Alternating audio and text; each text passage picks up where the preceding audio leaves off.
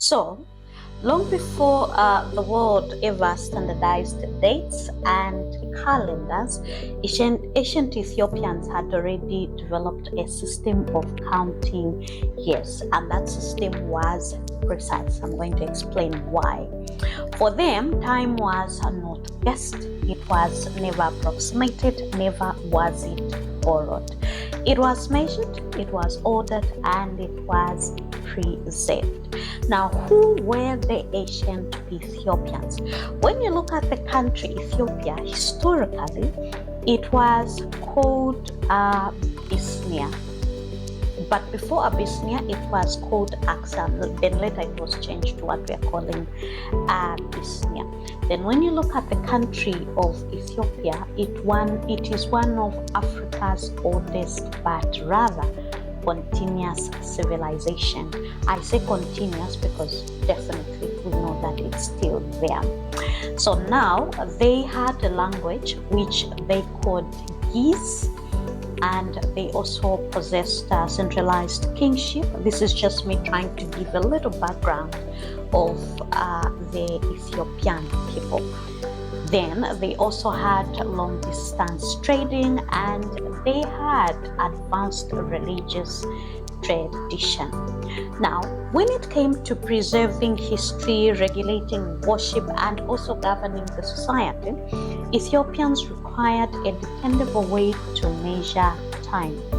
So now, in their language, which in this case I've mentioned as Ge'ez, a year was called Amot, and Amot simply meant a complete and finished cycle of time.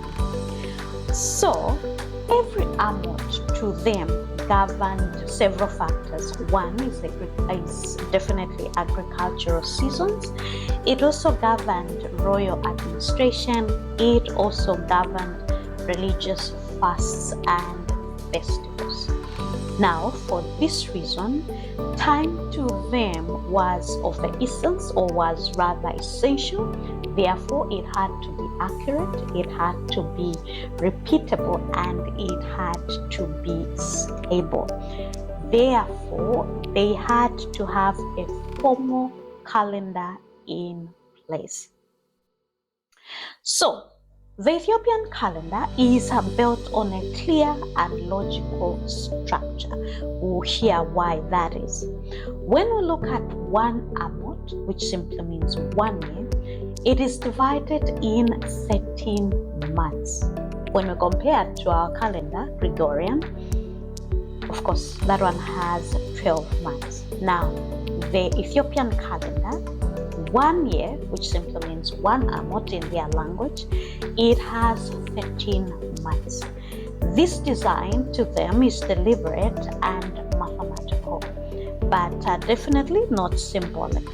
To them, the year begins with 12 equal months, and each month containing exactly 30 days. So I've said the 12 first months had the first 12 months had 30 equal days. Now, with that type of counting, there was a lot of uniformity across months that was created. There was also predictable weekly cycles. There was also simple planning and record keeping that resulted from that.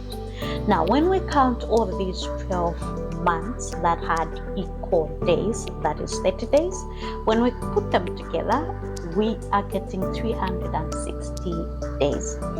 Now, ancient Ethiopians definitely understood that the solar year does not end at 360 days. Therefore, the remaining days had to be accounted for precisely. Instead of uneven months, as we see in the Gregorian calendar, Ethiopians added a 13th month to complete the Amot. So now, this short month contains 5 days in a normal year, and it contains 6 days in a leap year. Now, the sole purpose of this was to bring the year into alignment with the solar cycle. every 4 years, which now is taking us to the leap year. Remember, the leap year comes every 4 years. So that meant in the every 4 years, one extra day needed to be added to the short month, and the year became 366 days. Now, with this correction, it ensures there is seasonal stability, there is fixed religious observances, and there is also long-term accuracy. The calendar adjustments, the calendar itself was able to adjust itself without anybody altering anything in the months. Now, with this kind of structure that the Amot, or rather the year, which we are calling Amot, had, ancient Ethiopians achieved several things. You'll find that there was continuous year counting, there was accurate historical records, there was also stable agricultural planning, as well as fixed sacred dates, as I have mentioned. Now, with this approach to them, time became very organized, it was very preserved, and it meant definitely something. Now, when we look at the current calendar that is being used, which is the Gregorian calendar, when you look at it, it has 12 and equal months. Remember, an example I have is we have February, which has 28 days and 29 during leap year. Then we also have months like January, which has 31, June 30, September 30, December 31, and so on. So they vary differently. This is what we are calling the 12 and equal months of the Gregorian calendar. Now, the months adjustments, the adjustments that I have already mentioned are hidden within the system, that is within the Gregorian system way of counting. And nobody seems to know how they are able to alter some of these things. You just find at the beginning of the new year, like it is new year right now, there's a calendar and everything has been fixed, and it's within the Gregorian system that is done. So now with these irregularities, you'll find that there is a bit of confusion that is created, especially when it comes to the religious and cultural events. For example, we have a famous celebration, which is Easter. Now, Easter, when you look at it, it does not fall on a fixed date. Like every year it will be on the same date. Every year it will begin on the same date. No. Because when you look at it, it is celebrated on the first Sunday after the first full moon of the vernal equinox. Now with that, the Easter can now fall anywhere between March 22nd and April 25th.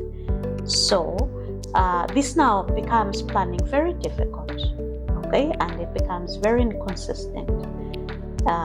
Then overall, the combination of unequal months in the Gregorian calendar and hidden leap year rules and reliance on both solar and lunar cycles makes the Gregorian calendar very, very complicated and unpredictable, and as well frustrating to use. Whilst the Ethiopian calendar follows a different logic, which is of course 12 equal months, then one visible corrective month. We call it corrective because remember, every 4 years when it's leap year, an extra day is added. That's why it's being called a visible corrective month, because during leap year, an extra day has to be added so that it becomes 366 days. Now, there is also a clear balanced structure in the Ethiopian calendar. Of course, when you look at the two calendars, they are both following the sun, the same sun, that is. But then they reflect different philosophies. When it comes to the Gregorian calendar, the calendar prioritizes global standardization. And of course, when it comes to the Ethiopian calendar, for it, it's preserving clarity, preserving continuity, as well as cultural identity.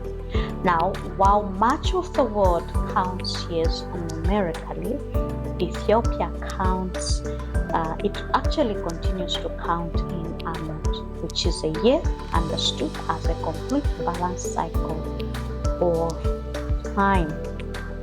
So, in today's episode, definitely was not all about trying to compare the Gregorian calendar to that of the Ethiopian, nor highlight which one is better and so on. We're trying to say that before there was a Gregorian calendar, before there was any other calendar, there existed what we are calling the Ethiopian calendar. And you'll find that the Gregorian calendar, in its formation, it was based on the Ethiopian calendar. And any other calendar before it was based on the Ethiopian calendar. This also, I say, is because of the misconceptions that there's always existed, like, oh, there was nothing, Africa never had any written anything, they were always, oral people, such kind of misconceptions. But when you look at a particular country in Ethiopia, there was the calendar, the first to ever exist, and any other calendar that was formed based on the Ethiopian calendar. So we need to continue exploring, we need to continue putting records straight of what Africa actually was than what we have been told. Okay, so now, of course, I love African history, Asian civilization, the hidden truths and untold stories. And of course, if these intrigue you, please also do make sure you subscribe to this channel.